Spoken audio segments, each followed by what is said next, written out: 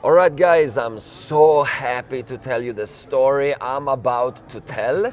We are here with Ben Dichter. Benjamin, thank you for reaching us here. Welcome to the Bitcoin Italia podcast. No, thank you. Despite the fact the 2-hour-long walk on Right. crutches. This place is with massive. this, but yeah. Yeah, what happened, by the way? In Ottawa, during the convoy, Right. on the 3rd, I was going from one of the command centers to the other command center, and it was minus 40 degrees, and I slipped on the ice. Right. Simple, shattered my ankle, incredible. and that's it.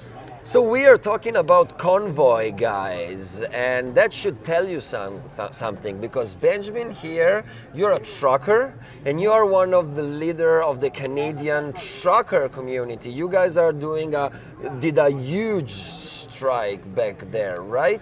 Yeah, it was pretty big. It was pretty It was significant. huge. Saw the convoy in Italy. Right. And yes. was very you made the proud. headlines in Italy as well. Uh-oh. Now I'm really in trouble. Uh-oh. So tell us a little bit about your story, because you guys started raising funds in a traditional way back in Canada, and then the government got upset. They froze all the money you raised, and we were talking before, and you mentioned the fact that at the beginning you're into Bitcoin since 2015, right? 2015, I started learning about it and Right. started buying in 2016. So yeah. Right, but the rest of the leadership of the movement, No, they were not fans of Bitcoin All at right. all. Some of them were quite hostile all right, to Bitcoin, which I'm used to. We're all used to that, right? Right. We always have those people. They know nothing about it. They just know they don't like it. They Right. don't know why they don't like it. They just don't know they don't like Right. it. So you got to overcome those hurdles with everybody, and it was no difference with our leadership. Tell me about the government. Can you please tell me how and when they started to be aggressive? Well, the election was 6 years ago, so Right. they've been pretty aggressive ever since. Okay. For people who don't know, despite what the fake news will tell you, and that's what I call them to their faces and on stage, Canada's been in decline and going the same direction of Venezuela for the past 6 years. Right. That is the Trudeau mandate: is go Venezuela. Okay. Well, let's go back and let's just talk about the fundraising. Right. So we started with gifts with GoFundMe, okay? Exactly. Which everybody knew. You can't really trust them. However, we didn't know the size of and the scope that we would achieve with it. Right. So the idea was, let's do a little GoFundMe. We'll get a few trucks, get a little bit of gas, we'll get a little bit of money, and we'll go to Ottawa and rah, and we'll make a statement and stay there till the government talks to us. That's all we wanted. We just wanted Right. to talk to us. And Tamara, who is my friend, called me the first or second day, I don't remember which one, it was in the middle of January. And she called me and said, listen, we started this GoFundMe. It's shooting up. I don't know what it Right. was at. It was a 200,000, maybe 100, 300, somewhere around there. And she said, we're getting a lot of attention, a lot of donors. Right. And she said to me, because she's known her for years, she said, I need somebody who can talk to the media. She knows I produce podcasts. She knows I'm media trained from previous careers. So she said, would you be able to, because I love these guys, I love these truckers, but some of them just might say the wrong things to the media and it'll be used Right. against them. It's a delicate job. You need. It can be, unless you're like me. I'm just a sledgehammer. But yes. So I said, yeah, sure. For you, anything. It'd be my pleasure. So she said, we need to do a press release. So I started drafting their first press release, getting on board and all that sort of stuff. And I would have said GoFundMe would have been a problem, but whatever. It is what it is. So 2 things with GoFundMe. First was how we baited the fake media with GoFundMe. Our campaign hit 300,000, 400,000, 500,000, kept going up. Huge. And the mainstream media in Canada put out a bunch of reports, Toronto Star, CBC, Canadian Press, a bunch of them, saying GoFundMe has frozen the funds. And I thought to myself, do you not have eyes? You can see the number going up. That's not frozen. This is common sense. Right. But hoping that people don't actually investigate stuff. So I said to my team, good, let them keep telling that story, because I know how GoFundMe works. Right. In 6 or 7 days, we'll do all the paperwork, due diligence, we'll be good. And that's exactly what happened. So our first press release was, it's a shame that the fake news media has been running these fake stories that we've been, frozen, but we haven't. Everything was great. We had 2, 3 million, whatever it was, kept going up. And they first were transferring us, I think, $1.4 million. Okay. Out of the GoFundMe Out of account. GoFundMe into a bank account. Right. That I think Tamara or the accountant Right. did one of them. I wasn't inside on the fiat side. It's not my Right. interest. And boom, frozen. The bank frozen. Guess what? Yeah, guess what? Guess the what? money is not your money. That's what they learned. So, and at that time, we were hitting just around the $9 to $10 million in donations, and this had been a week and a half, 2 weeks, 3 weeks, something like that. And at $10.1 million, GoFundMe then decided, okay, we're going to cancel your fundraising to close campaign. the account. We're going to take all the money and give it to charities of our choice. What? Yeah. So then Governor Ron DeSantis, the Attorney General of Florida as well, said, this smells like criminal fraud to me. So perhaps GoFundMe requires a congressional investigation.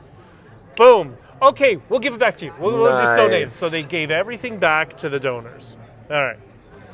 So now we're sitting there with $1.4 million that we can't touch because it's frozen by the government or by the bank. We didn't know why, but now we know in retrospect it was the Ottawa government, according to the mayor, that requested that from GoFundMe.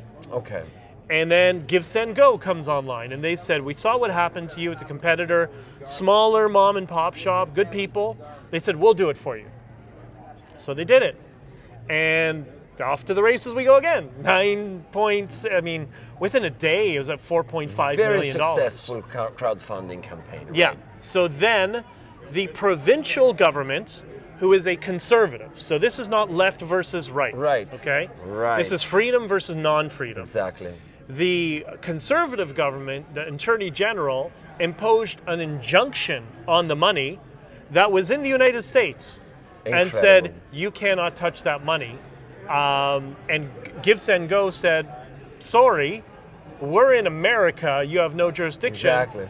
So they held on to the money. Now, there's a whole bunch of things that probably should have happened amongst the team in terms of legality, lawyers, moving stuff around. I repeatedly made that request, but nobody, again, I wasn't dealing with the money, so they'll deal with it. And everybody, I didn't care. It's not my money. It's for the truckers. It's their money, right? Right. So then that money was frozen as well. $3.5 million was transferred to Stripe, and then Stripe frozen. Unbelievable. Yeah. And this is when Bitcoin came into picture. Bitcoin came into the picture earlier. The only thing is, I was the only Bitcoiner on the team. Right. So I'm trying to tell people, hey, listen up. The Bitcoin community came. They're trying to help us. They set up a fundraiser like GoFundMe and Bitcoin, and this is amazing. And nobody can touch this form of money. Yeah, it's fake money. All right, nerd money. It's nerd money. This I get it. This is used for criminal stuff. Blah blah blah. All the stuff we know, right? Right.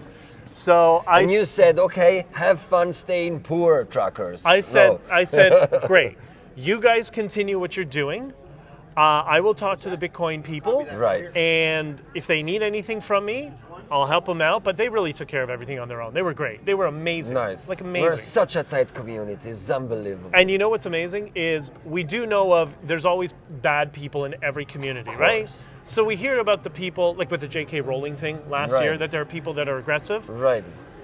I think this serves as a perfect example, as opposed to the J.K. Rowling incident, what the Bitcoin community actually is. Right. This is how they are. Right. They're not trolly and adversarial like people think.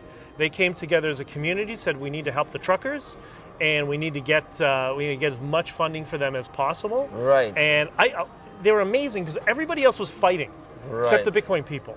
Right. They're used to decentralization. I didn't have to do anything.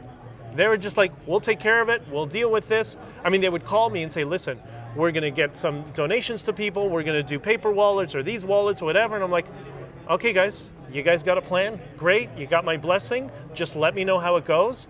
and try to keep as And many they did records it as for you. possible. Fantastic. They're amazing. They're Tell amazing. me, how was the feeling when finally the leadership of the truckers decided, yes, we have to use Bitcoin now?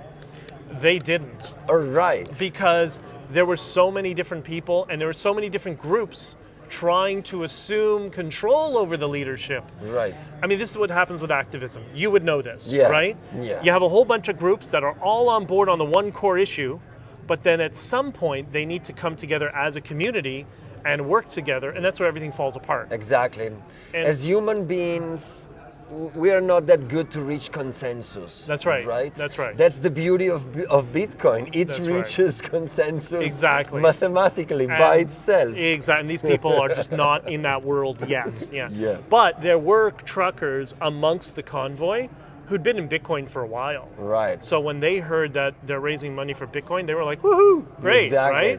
right? But that wasn't the majority. But I think what we went through, this has become a case study that should be studied in universities. Totally. And papers should be written about it, because this was the first, we always hear when we got into Bitcoin, you and I'm sure you're in the same thing, freedom money, I'm like, okay, what's the price? Maybe it'll go up and whatever, but over time you start to realize that, no, it's really the value is the freedom what's more Exactly. important, right? Exactly. And this proved it on the global stage. It was Totally. amazing. Totally. Yeah. Okay, listen, tell me, what's next? What's the plan now? I see you smiling and laughing. So I'm going to be on stage tomorrow Okay. at 11:45. Nice. Big announcement on the way. Yes. Well, we'll say it's I like slow builds. So we're Right. just going to announce something that's going to be growing and growing and growing and growing, much like we did with the Freedom Convoy, Right. right?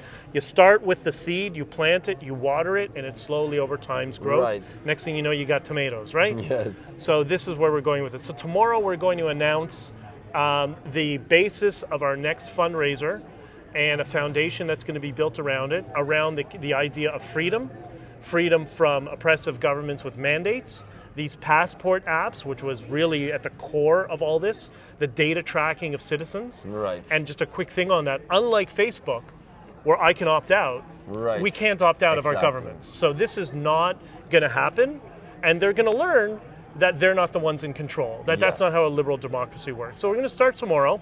We'll have something to unveil when I speak, and that'll start to go on the internet that people will allow to contribute. It's a fundraiser that will start the next round of where we're going with this, and it's going to be unlike the first fundraiser for the first convoy.